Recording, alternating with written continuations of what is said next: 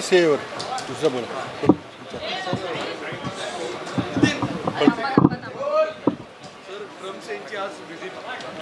करायचं का?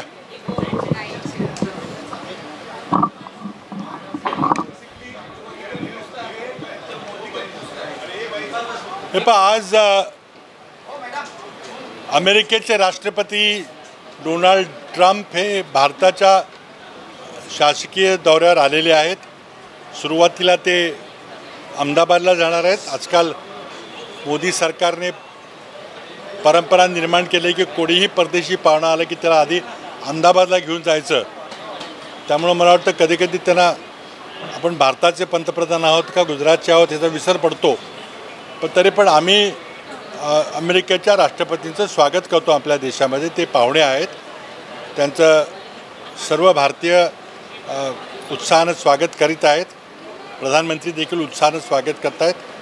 आता त्यामध्ये काय असतं की कुठलाही परदेशी दौरा असतो तर तेव्हा जे होस्ट कंट्री असते, जे एकतर पाहुणे असतात आणि पाहुणचार करणारे आपण असतो, तर दोघांच्याही मध्ये आपल्याला काहीतरी यातून निष्पन्न व्हावा अशी अपेक्षा असते. आपल्या दोघांचे संबंध सौहार्दाचे आहेत ते आणखी बळकट व्हावीत ही इच्छा असतेच, पण कुठेतरी त्यातून काहीतरी आपल्याला ठोस मिळालं पाहिजे अशी अपेक्षा असते.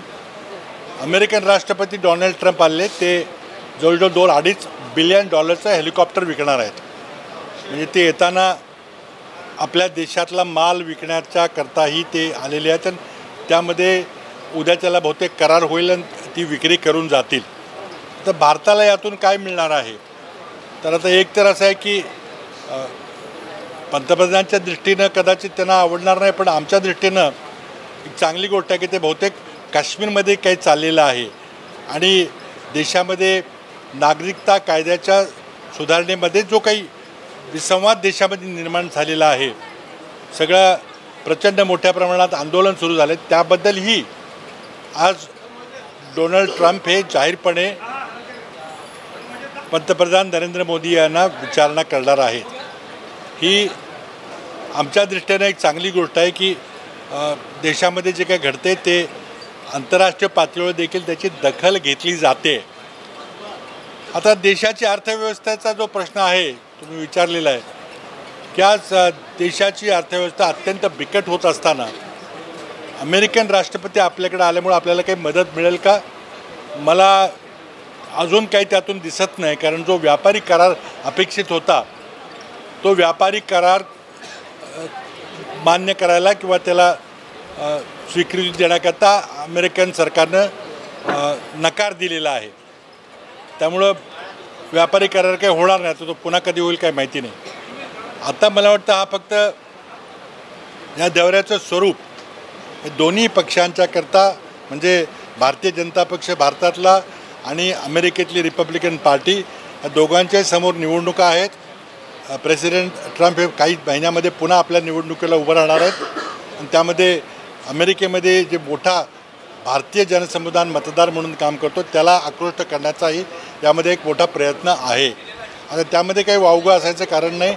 निवडणुकीकरता आपण सगळ्या अटकली वापरतो, प्रेसिडेंट ट्रम्प देखील ही अटकल वापरत आहेत, पण त्यातून हा साईट सीइंगचा दौरा आहे असं मला वाटतं. त्यामध्ये काही गैर नाही आहे, परंतु त्यातून काही फार मोठी अपेक्षा बाळगण्याचं काही कारण नाही. भारताच्या अर्थव्यवस्थेला आज ती कोट्यावधी मुलं, बेरोजगार मुलं आज रस्त्याने फिरत आहेत, नोकरीच्या शोधात फिरत आहेत, त्यांना काही दिलासा मिळेल का?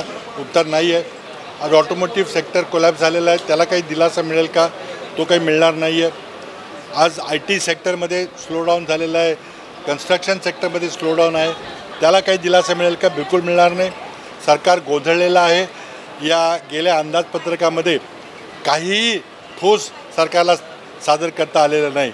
उलट सरकारमध्ये जे गोंधळलेली परिस्थिती आहे, मनस्थिती आहे, त्याचं स्पष्ट प्रदर्शन हे निर्मला सीतारामन यांच्या लांबलचक बजेट भाषणामध्ये आपण पाहिलं. त्यामुळं ट्रम्पच्या दौऱ्यातून काय साध्य होणार आहे ते आता तर निश्चितपणे देशाला उद्या कळेल, पण माझ्या हातून काही फार अपेक्षा नाहीत. आता असं आहे की जेव्हा परदेशी पाहुणे येते तेव्हा खर्च तर होतोच, फक्त आता ती किती खर्च करायचा त्यावर कुठंतरी पथ्य हे विद्यमान पंतप्रधानांनी आणि सरकारने काही कुठेतरी अंमलात आणलं पाहिजे, मान्य केलं पाहिजे. आता झोपड्या लपवण्याकरता जी भिंत बांधण्यात येते ती आहे, हा आता म्हणजे हास्यास्पद प्रयोग आहे. आता ते काही अमेरिकन सरकारला माहिती नाही का की इथं झोपड्या आहेत आणि झोपड्या हटवण्याकरता सरकारला संपूर्णपणे अपयश आलेलं आहे. गुजरात मॉडेल संपूर्णपणे फेल झालेलं आहे. पण आता नरेंद्र मोदी कशाप्रकारे वागतील आता त्याचा कल्पना करणं किंवा त्याच्यावर भाष्य करणं फार सोपं नाही आहे. त्याचबरोबर किती कोटी खर्च करावे हा पंतप्रधानांच्या अखत्यारीतला विषय आहे. त्यातून देशाच्या अर्थव्यवस्थेबद्दल मी मगाशी बोललो की बिकट अर्थव्यवस्था आहे. GSTमधून महाराष्ट्राला केंद्र सरकार जो काही पैसे देऊ करणार होतं ते देखील त्यांनी अभिवचन पाळलेलं नाही आहे. आणि त्यामुळे मी काल आमच्या बैठकीमध्ये बसलो की आपण महाआघाडी सरकारनं केंद्र सरकारकडे जाऊन सांगितलं पाहिजे, हक्कानं मागितलं पाहिजे, भांडण काढलं पाहिजे की आमचा अधिकार आहे. GST कायद्याची घटना दुरुस्ती जेव्हा झाली त्या कायद्यामध्ये राज्यांना जे अधिकार देण्यात आले ते त्याची पायमल्ली करण्यात येते आहे. कारण तुमच्याकडे आज पैसा नाही आहे. भारत सरकार आज मोठ्या मोठ्या कंपन्या विकून, मग एअर इंडिया असेल, LIC असेल, या कंपन्या विकून आज देश चालवायचं जे काम चाललेलं आहे. त्यामुळं कदाचित महाराष्ट्राला जे पैसे देऊ करणार होते त्यालाही कात्री लावलेली आहे. त्यामुळं मला वाटतं की असा इतक्या मोठ्या प्रमाणात पैसे वाया घालवणं काही योग्य नाही आहे. पण शेवटी आता ते नरेंद्र मोदी आहेत, त्यांना तर कोण काय बोलणार. UPच्या काळात देखील अमेरिकन राष्ट्रपती दौरे झाले होते, त्यावेळेस काय नेमकं भारताला मिळाली, आत्ताचा हा दौरा कसं बघताय? बघा, प्रत्येक दौऱ्याचा काय निष्पन्न झालं ते वेगळं वेगळं असतं. अनेक दौरे झालेले आहेत, पण या दौऱ्यात काय निष्पन्न होणार आहेत त्याकडे आपण पाहिलं पाहिजे. आणि प्रत्येक दौऱ्यामध्ये खर्च होतोच. सिक्युरिटी द्यावी लागते, कार्यक्रम होतात, रात्री भोजन होतं, काय काय होतं. तर त्यामुळे त्याला आपण काही म्हणण्याचं कारण, पण किती करायचं. आज अहमदाबादच्या झोपड्या लपवण्याकरता भिंत बांधणं गरजेचं होतं का? पण त्यातून कोणाला हे कळणार आहे की इथं झोपड्या नाहीत म्हणून. हे अशा गोष्टी करणं काही योग्य नाही, हास्यास्पद आहे खरं.